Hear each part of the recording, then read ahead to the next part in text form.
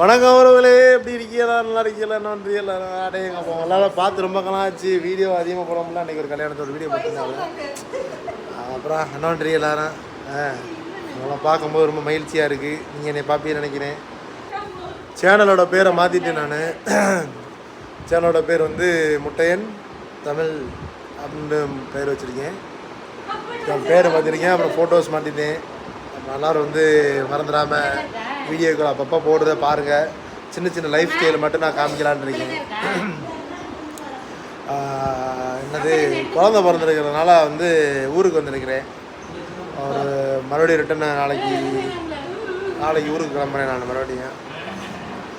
ஆமாம், உறவுகளை வந்து மீண்டும் அப்பப்போ வந்து சந்திப்போம். வீட்டில் வாரேன் அப்பப்போ. முகத்தை பார்க்காம உங்களால் இருக்க முடியாதுன்னு நினைக்கிறேன். நல்ல வீடியோ போடுறேன்.